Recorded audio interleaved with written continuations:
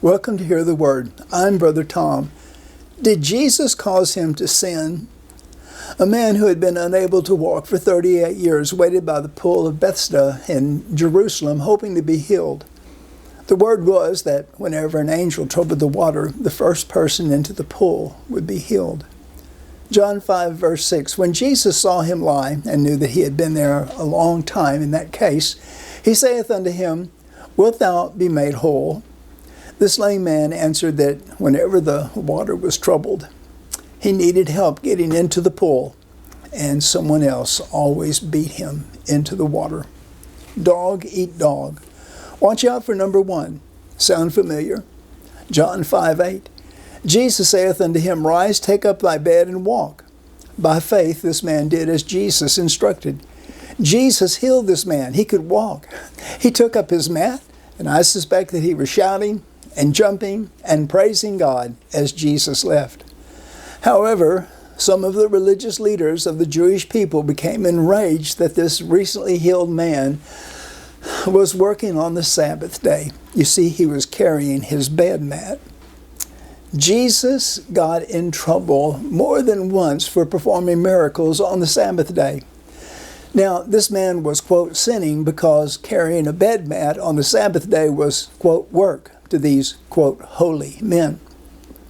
However, he was obeying his new master. Did Jesus cause him to sin? No. Well, yes. Maybe?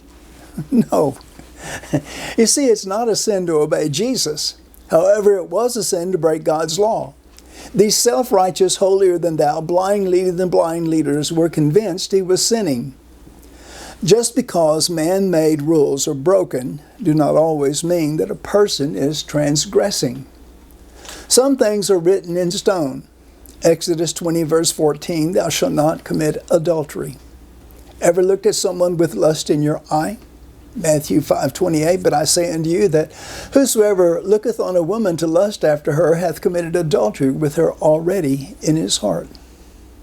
Some commandments are given by God. Others are given by man.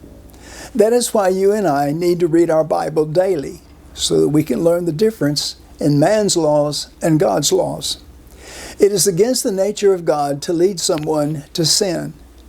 Jesus did not tell him to sin, but many people had laws that were ungodly, and there may come a time when we must decide, do I obey God or do I obey man?